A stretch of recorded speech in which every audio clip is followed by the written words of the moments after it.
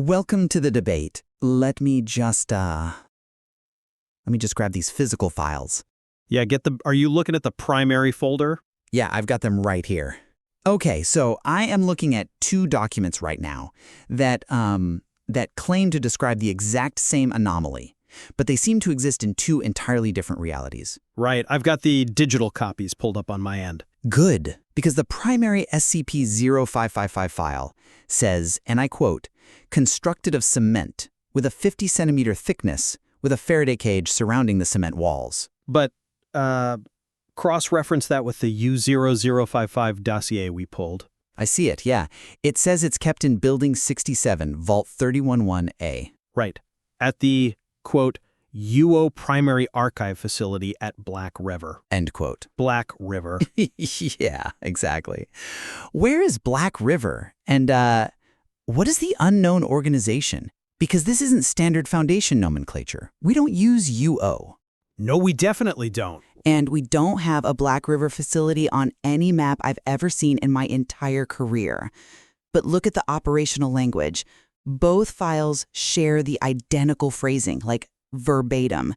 Information about its physical appearance leaks out of a human mind. Well, you're assuming these are concurrent files meant to exist in the same continuity, right? I mean, they're in the same dossier. Sure, but this could easily be an outdated classification system or, a parallel database that just bled into the primary index. Bled in? Yeah. When dealing with anomalous archives, we frequently see database artifacts from decommissioned sites bleed into the main network. It's not uncommon. Okay, but that makes the geographical contradiction even worse, doesn't it? How so? Because if the operational definition is identical, why does the physical location change so drastically? Like, we are supposed to be looking at a contained entity here. Right. So I take the position that despite these glaring discrepancies, this paperwork actually proves a successful, albeit incredibly messy, containment of an information autosuppressor. A successful containment? Yes.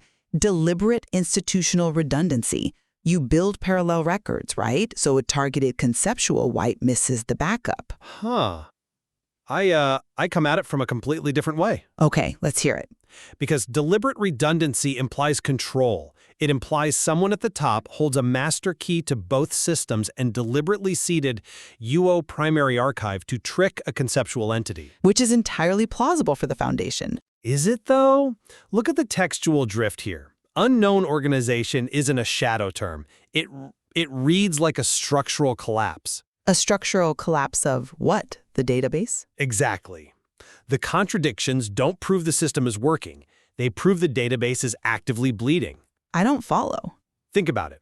If an anomaly intrinsically prevents people from spreading information about it, it wouldn't just erase human memory, right? It would erode the physical and digital architecture surrounding it. It's digital necrosis. Digital necrosis. Yeah. We know digital erosion effects are common with these entities, so the U0055 file might just be the decayed remains of a previous reality's attempt to contain this thing. Okay, but let's look at the operational mechanics of the physical containment itself. Sure. If the database is eroding, like you say, why is the physical box so perfectly defined? What do you mean? The core property of 055 is that you cannot remember what it is.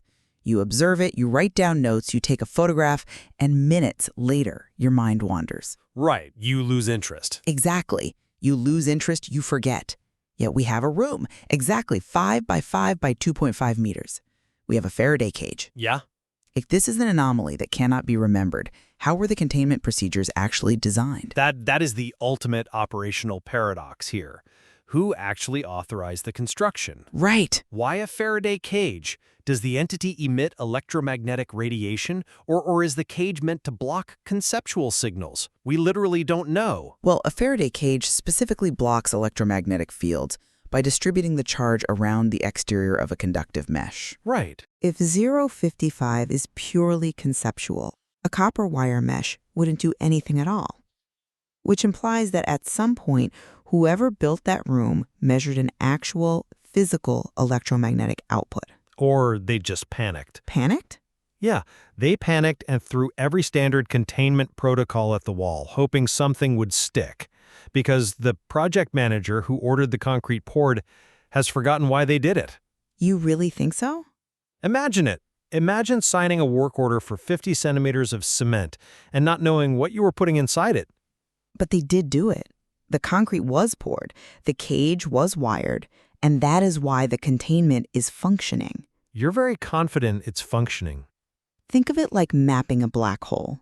You can't see the singularity. You can only look at the event horizon, the accretion disk, the way light bends around the terrifying mass in the center. Okay, I see where you're going with this. We only know what 055 isn't, but this file gives us exact dimensions. If we can't remember what it looks like, how do we know it fits in that box? Because the box is the accretion disk. Exactly. The transcript of Dr. Bartholomew Hughes and Dr. John Murray perfectly illustrates how we did this. Right. The human brain's loophole. Yes. The human brain has a structural flaw when it comes to anti-memes. It can retain negations of fact. Yeah, they remembered it wasn't a sphere. Hughes couldn't remember what the object was, but he documented that they all agreed it wasn't spherical. He mapped the black hole by listing everything the singularity wasn't. It's not a sphere, it's not green. It's not safe. By defining the negative space, they built a conceptual cage that mirrored the physical one. That's a compelling argument, honestly. But have you considered the logical flaw in relying on the Hughes transcript as proof of operational success? What logical flaw? If Hughes figured out the what it isn't loophole and successfully documented a methodology for mapping the anomaly, Yeah. why does the later transcript between 058 and Marion Wheeler explicitly state that Bart Hughes is dead? Well, mortality is exceptionally high in this field. Anomalous containment is inherently dangerous. That doesn't invalidate the methodology. It's not just that he's dead, though. Look at the wording Wheeler uses in that transcript. She describes the circumstances of his death as contagious. Contagious? Yes, and the investigation is closed. If Hughes cracked the code on how to map the black hole swallowed him anyway. That's an assumption. Which brings me back to the paperwork itself. Who is updating the primary 055 file? If the lead researcher was killed by the very knowledge he uncovered, who measured the room? It could be automated. Exactly. The file reads like an automated system continually generating reports based on forgotten inputs. Okay, but the inputs aren't forgotten. They're just heavily compartmentalized, which is reflected in the anomaly classification system metrics. You want to bring the ACS into this? Yes, let's pull up the ACS guide. The primary file explicitly classifies 055 as cater. I see it. Under the ACS guide, cater does not inherently mean dangerous. Right. It means exceedingly difficult to consistently contain. Exactly, often necessitating extensive and complex procedures. The memory leak is the containment difficulty. Okay. Forgets what 0555 is, containment has technically failed. The very fact that the Foundation keeps having to rediscover the anomaly means the procedural elements, the human elements, are failing, even if the physical box holds. So you're arguing? I'm arguing that Keter is the exact correct classification for an entity that breaks mental containment every few hours, necessitating complex procedural resets. Let's look closer at that ACS guide, because this is exactly where the Foundation's methodology falls apart for me. How so? Yes, Keter means difficult to contain consistently. But the file also states that 055, quote, never leaves the room. It just sits there. Right. The containment breach is purely cognitive. But if we factor in the disruption class and the risk class metrics, the secondary axes of the ACS, the picture changes completely. The secondary axes mostly measure operational impact. Right. Disruption measures the ability of the anomaly to break the masquerade of normalcy. Look at what the file says. Which line? It states 055, quote, may present a major physical threat and indeed may have killed many hundreds of personnel and we would not know it, end quote. Yeah, I'm reading that. That suggests a potential Eki or Amida disruption class. It implies it could affect entire populations globally. Which completely justifies a high containment class, like Keter. Or it completely invalidates it. Under the ACS secondary classes, we have alternative classifications like Archon and Ticonderoga. You think this is Ticonderoga? Why not? Archon-class anomalies can theoretically be contained but are deliberately left uncontained for specific reasons, and Ticonderoga-class means the entity cannot be contained but also doesn't need to be because its presence is ubiquitous and unrecognized. That's a huge leap. Is it? What if 055 isn't in that cement room at Site 19 at all? Then what's in the room? Nothing. What if it's a Ticonderoga class threat that is everywhere, walking through our facilities right now, and the 5x5 room is just a psychological comfort blanket? A comfort blanket? We don't contain it. We just forget every time it walks past us. Okay, that is a massive leap. That's a theory, not a fact. We have actual paperwork claiming it's contained in a very specific room. We also have paperwork in document 055-1 claiming it's an autonomous agent inserted by an unidentified third party to silently observe us. Both can't be true. What are we actually certain of here? We are certain that the Anti-Memetics division existed to fight these exact phenomena. If they existed at all. If the physical box isn't holding 055 and the paperwork is contradictory, then the only actual containment happening is chemical. Let's examine the transcript between 05-8, Clay and Marion Wheeler. You mean the mnestics discussion? Yes. This document provides the underlying mechanism for how the Foundation combats these conceptual entities. The mnestic protocols. Exactly. Wheeler explains they use a specialized pharmaceutical protocol. Class W, X, Y, and Z mnestics with a silent M. Right. The biochemical opposite of an amnestic. Yes. It artificially forces the brain to retain information that intrinsically wants to delete itself. But how does a chemical compel the brain to hold a paradox? Memory isn't just a physical storage drive, you know? It's a series of synaptic pathways. True. If an anti-meme actively dissolves those pathways, a mnestic would have to violently fuse them together. The neurological strain would be immense. And that strain is the causality, right? It's the how of the division. They can fight 055 because they chemically alter their neurochemistry to perceive the unperceivable. It grounds the entire operation in biological reality. And at what cost? I seriously question the reliability of that entire transcript. Why? It's official documentation. Read the section where Wheeler actually acts. She reveals that 058's assistant, Clay, is not a human being at all. Right, he's an anti-meme. He is an anti-meme that has infiltrated the highest levels of the organization. And what does she do? She pulls out a gun and shoots Clay in the head. She neutralizes an immediate conceptual threat. That's standard field protocol. Okay, but pause and think about the physical mechanics of that interaction. Wheeler explicitly describes anti-memes as concepts, ideas consuming other ideas, a sentient void in the informational ecosystem. Yeah. If Clay is a conceptual entity, a localized information void that deletes itself from memory, how did a physical lead bullet kill him? You can't shoot an idea with a 9mm. Well, Wheeler addresses that exact duality in the text. She notes that it's highly unusual for things to cross over, but Clay had a human body. A human body. He was a figurative concept that somehow mapped onto concrete reality. The bullets stopped the biological vehicle of that concept. If the idea requires a host to interact with the physical world, terminating the host terminates the interaction. I find that highly convenient. It's what the file says. But more importantly, let's look at the recording equipment. How did the room's surveillance microphones pick up a conversation about an anomaly that actively suppresses information? They're heavily shielded? If an anti-meme degrades digital recordings, which we just established it does with the database drift, why do we have a perfectly pristine word-for-word audio transcript of this assassination? What are you implying? Let me offer an alternative framework. Look at what Wheeler mentions about the side effects of these mnesthetics. Quote, nausea and dramatically increased risk of pancreatic cancer and very bad dreams, end quote. Side effects are standard for Foundation pharmaceuticals. These are highly toxic, experimental psychotropics. You're suggesting the drugs compromise their perception? I'm suggesting the Anti-Memetics division chemically destroyed itself. When you put a group of highly stressed researchers on a regimen of neurotoxic hallucinogens and tell them they are fighting invisible monsters that eat memories...